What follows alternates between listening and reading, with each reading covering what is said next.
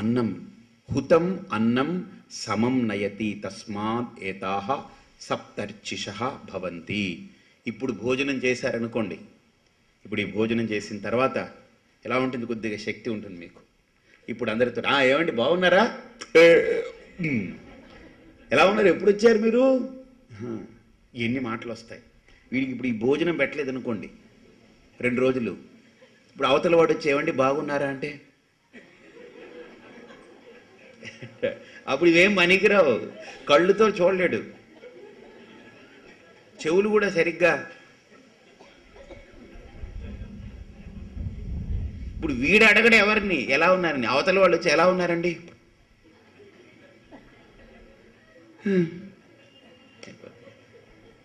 కానీ ఇప్పుడు ఈ అన్నం పడేటప్పటికి, ఇప్పుడు 3వ రోజు శుభ్రంగా కూర్చోబెట్టి మంచి ముద్దపప్పు, చక్కగా ఏదైనా పచ్చడి బద్దలు, మంచి పైన నెయ్యి వేసి, అబ్బా ఇప్పుడు అందరూ అంటున్నారు. ఇప్పుడు అలా అని మంచి ముద్దపప్పు. మీకు ముద్దపప్పు కూడా టేస్ట్ ఎలా తెలుసా? ఈ కందిపప్పు ఉంటుంది కదా, దాన్ని మామూలుగా ఉడకపెట్టేయకూడదు, దాన్ని వేపాలి. కొద్దిగా దోరగా వేపి పప్పు చేస్తే అబ్బా చాలా టేస్ట్ అనమాట. అదొక టేస్ట్ టెక్నిక్ అనమాట. ఆ పప్పు వేపినప్పుడే లోపల ప్రాణాత్మ ఊరుతూ ఉంటాడనమాట లోపల. దాంట్లో మళ్ళీ కొద్దిగా మామిడికాయలు వేసారనుకోండి, పచ్చిది కొద్దిగా పుల్లగా ఉండే మామిడికాయలు వేసారనుకోండి, మామిడికాయ పప్పు, కొన్ని బద్దలు, ఏదైనా పచ్చడి ముక్కలు కొన్ని, అలాగనే ఒక కూర, మంచి కూర, వంకాయ కూర, నూనె వంకాయ చేసి పెట్టి, మంచి సాంబార్, బా గుమగుమలాడుతూ ఉంటుంది. అలా అన్నంలో వేసి లోపలికి పెడుతూ ఉంటే ప్రాణాత్మ ఎలా ఉంటాడు లోపల, ఎంత అసలు ఎలా ఉంటుందండి అసలు. మీరు ఊహించండి అసలు, ఈ ప్రపంచం వచ్చి తుక్కు ప్రపంచం, మనుషులు పక్కన పెట్టండి, ఆ ముద్ద లోపలికి వెళ్తుంటే వాడికి తగులుతూ ఉంటే ఎక్కడో అసలు ఆనందం. ఆనందో బ్రహ్మే దివ్యజానాత్ కదా. అందుకని అన్నం బ్రహ్మ, అది మనల్ని రక్షించేది. అది మనకు అన్నం, అది ఏంటి? బ్రహ్మ, అన్నం పరమాత్మ. అది తింటేనే మనం బ్రతుకుతాం ఇక్కడ. అందుకనే మనమంతా అన్నగత ప్రాణులం. అర్థమైందా? ఇప్పుడు చూడండి, ఇప్పుడు మిమ్మల్ని ఉదయం నుంచి మీరేం తీసుకోలేదు, మధ్యాహ్నం 1 గంట దాకా కూర్చోబెట్టారు. ఇప్పుడు ఇలా నవ్వుతున్నారు కదా, అలా నవ్వరు అప్పుడు. ఒకవేళ కూర్చుంటే అదే ఇంకా సాగదీసి సాయంత్రం 5 దాకా అనుకోండి,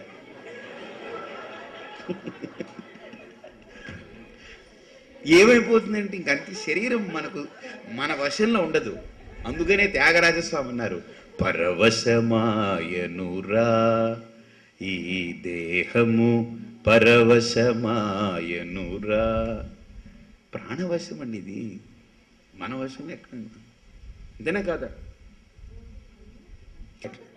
ఏమండి, సంతోషంగా ఉండడానికి రూపాయి ఖర్చు పెట్టక్కర్లేదు. ఏడుపుకే అందరిని ఇబ్బంది పెడుతూ ఉండాలి, మనం ఇబ్బంది పడాలి.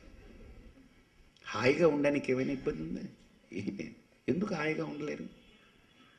ఉండడం చేత కాదు, కలిపెట్టడం, మనల్ని మనం కలిపెట్టుకోవడం, ఇతరుల్ని కలిపెట్టడం, ఏడుస్తూ కూర్చోవడం కదా. లేనిపోని కెలుక్కుంటూ ఉండడం, బాధపడుతూ ఉండడం.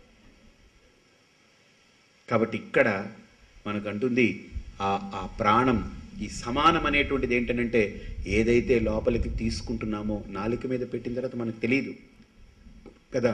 ఇక్కడంతా ప్రాణం ఉంది, క్రింద అపానం ఉంది. నాలిక మీద పెట్టిన దాన్ని తీసుకెళ్ళి లోపల ఎక్కడ అందజేయాలో అక్కడ అందజేస్తుంది. సమాన. ఎంత అద్భుతంగా లోపల ప్రక్రియ జరుగుతుంది. మనకేమీ తెలియట్లే.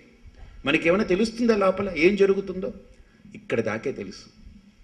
లోపలికి వెళ్ళిన తర్వాత ఎన్ని పరిణామాలు, ఎన్ని రకాల మార్పులు, ప్రక్రియలు, ఇవన్నీ అసలు ఉపాసన చేస్తే పరమాత్మ ఎక్కడండి? అంతటా వాడే, అన్నీ వాడై ఉండి అన్నిటినీ నడిపిస్తున్నాడు. అన్నిటినీ తానే నడిపిస్తున్నాడు, అంతటా తానే ఉన్నాడు. కాబట్టి ఆ అన్నం లోపలికి వెళ్ళడం సమానం. ఆ అన్నం వెళ్ళి సమానంలో ఆ సమానవాయువు అన్నాన్ని తీసుకెళ్ళి అన్న రసంగా మార్చగానే శరీరంలో ఒక ఉత్తేజం వస్తుంది కదా. ఆ ఉత్తేజం వచ్చి ఇంద్రియాలన్నీ చక్కగా వికసిస్తాయి. పుష్పం మొగ్గ వికసించినట్టు మనం కూడా వికసిస్తాం, యాక్టివిటీ తయారవుతుంది. కాబట్టి ఈ రకంగా ప్రాణము, అపానము, సమానము ఈ మూడిటి గురించి చెప్పారు. ఇప్పుడు చెప్పండి.